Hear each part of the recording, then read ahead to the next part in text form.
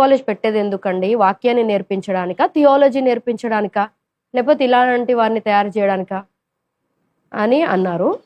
అదొకటి point 1, question number 1. ఇంకో 2 ఏంటంటే మరి అలా తయారు చేసినప్పుడు మరి డిబేట్‌కి, డిస్కషన్‌కి పిలుస్తున్నప్పుడు రావాలి గదా! ఎందుకు రాలేదంటే ఇదివరకు మనం విన్నాం. అది కూడా మీరు కూడా దాన్ని అంటే దీన్ని లింక్ చేస్తూ మాకు చెప్పగలరు. ఓకే, థ్యాంక్ యూ అండి ఈ ప్రశ్న అడిగినందుకు. మొట్టమొదట న్యాయాన్ని గురించి ఆలోచించి తర్కించి సత్యాన్ని నిలబెట్టే దైవ సేవకులు లేవాలని ఒక పాయింట్ కర్మేల్ ప్రార్థన అంశాలలో ఒకటి ఉందని ఆర్టీఎఫ్ దాంట్లో ఎగ్జిట్ మినిస్ట్రీ అతను లేవనెత్తాడు. అసలు అతడు ఆర్టీఎఫ్లోకి వచ్చాడంటేనే మొట్టమొదటి విషయం వాళ్ళు పిలిచారంటే నాకు ఒక ఉదాహరణ గుర్తొచ్చింది. చాలా సంవత్సరాల క్రితం, ఒక 22 సంవత్సరాల క్రితం ఒక ప్రసంగంలో అయ్యగారు ఒక ఉదాహరణ చెప్పేవారు. ఏంటంటే యేసు ప్రభువు చనిపోయి లేచిన తర్వాత చరిత్రకారుడు అవుతారని ఎవరు ఊహించలేదు. కానీ మరి ఇప్పుడు చరిత్రకారుడు అయ్యారు, చనిపోయి తిరిగి లేచారు. లేచిన తర్వాత అతను ఫోటో కావాలని చెప్పేసి వెతుకుతూ ఉంటే, శిష్యులందరినీ వెతుకుతూ ఉంటే ఒక శిష్యుడు దొరికాడు. ఎగ్జాక్ట్లీ యేసు ప్రభువు లాగానే ఉన్న ఒక శిష్యుడు దొరికాడు. దొరికిన తర్వాత అతను ఫోటో తీసుకుంటే యేసు లాగానే ఉన్నాడు. అంటే యేసు పోలికలో దగ్గర దాకా వెళ్ళిపోయాడు. ఇప్పుడు ఆ ఫోటోలే ఉన్నాయని చెప్పారు. తర్వాత ఒక సంవత్సరం తర్వాత మళ్ళీ ఈ వ్యతిరేకించినటువంటి ఇస్కరియోతు యూదా ఫోటో కావాలి అని వెతికారు. వెతికితే ఒక సంవత్సరం తర్వాత ఒక గుండు మీద ఒక అతను కూర్చుంటే ఎగ్జాక్ట్లీ ఇస్కరియోతు యూదా లాగానే కనిపించాడట. అరే ఈయన కరెక్ట్గా ఇస్కరియోతు యూదా లాగానే కనిపిస్తున్నాడు, ఇతని ఫోటో తీసుకుందామని చెప్పేసి అతని ఫోటో తీసుకున్నాక ఫోటోకు సహకరించాడు బాగానే. తర్వాత పగలబడి నవ్వుతున్నాడు. ఏందయ్యా నవ్వుతున్నావు అంటే, ఒక సంవత్సరం కింద యేసు ప్రభు ఫోటో కావాలంటే నేనే పనికొచ్చాను,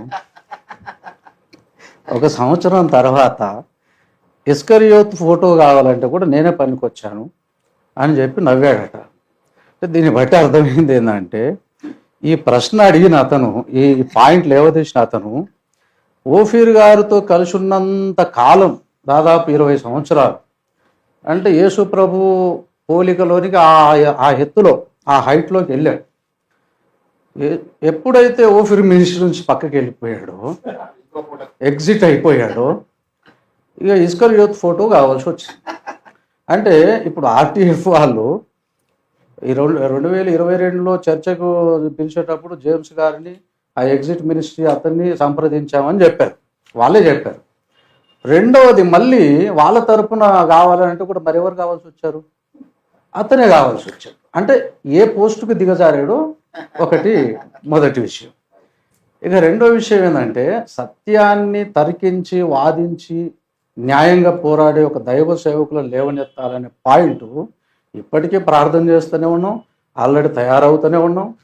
మేము ఇండియా మొత్తంలో ఇప్పటికి నేనే 20 రాష్ట్రాల్లో పోయి వెళ్ళి సత్యాన్ని ప్రకటించేసి వచ్చాను.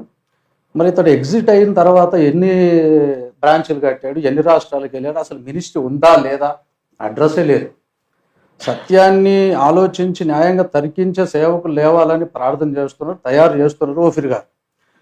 మరి ఓఫీర్ గారే ఈ ఎగ్జిట్ మినిస్ట్రీకి ఇతనికి ఒక 3 సంవత్సరాల కిందట ఒక సవాల్ చేశారు. ఇతడు అబద్ధ ప్రవక్త, ఇతడు మంచోడు కాదు, ఇతను చెప్పిన సత్యం కాదు అని అన్నప్పుడు ఓఫీర్ గారు ఒక లైవ్లోనే ఒక సవాల్ ప్రకటించారు. సరే, నేను చెప్పింది అబద్ధం అయితే నువ్వు చెప్పే సత్యం ఏంటిదో నిరూపించు, దాన్ని స్థాపించి ఇప్పుడు నేను ఒక 1500-2000 సంఘాలు కట్టాను కదా, నువ్వు కూడా అలాగే ప్రభావితం చేయి. ఒక 2 సంవత్సరాల తర్వాత నీ దగ్గరికి వెళ్ళి నేను చెప్పిన దానికంటే నువ్వే చెప్పింది సత్యం అని చెప్పి నేను ఒప్పుకుంటా అని చెప్పారు. 2 సంవత్సరాలు కాదు, ఇప్పటికి 3 సంవత్సరాలు, 4వ సంవత్సరం అవుతుంది. 4వ సంవత్సరం రన్ అవుతుంది, అసలు అడ్రస్సే లేదు. ఈ తర్వాత రెండో విషయం ఏంటంటే, అతడు చెప్పే ఒక మాట పాయింట్లో విషయంలో నేను చెప్పేస్తున్నాను. ఆస్వాల్డ్ స్మిత్ గారు చెప్పిన మాట ఆ పుస్తకంలో లేదు. నేను అతను ఆ పుస్తకం తెచ్చుకొని చదివాను, కనపడలేదు నాకు. ఓఫీర్ గారిని అడిగాను, అది అప్పుడు నేను చదివినప్పుడు ఉండే బాబు అని అన్నారు. అంటే ఇది అంత అబద్ధం, అతనికి కనపడలేదు.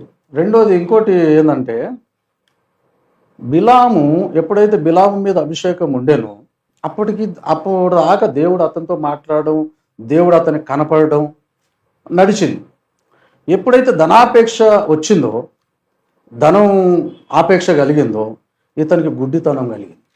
అంటే ఉన్న విషయాలు కూడా మరుగైపోవటం, అది స్టార్ట్ అయిపోయింది అన్నమాట.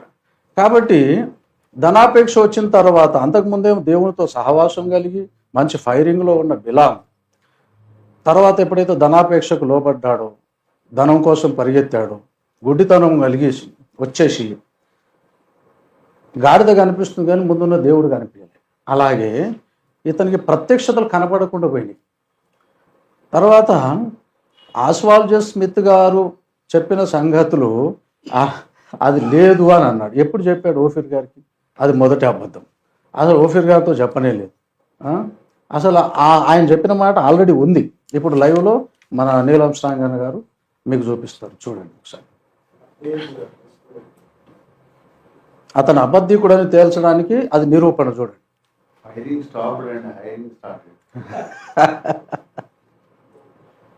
మంచిది.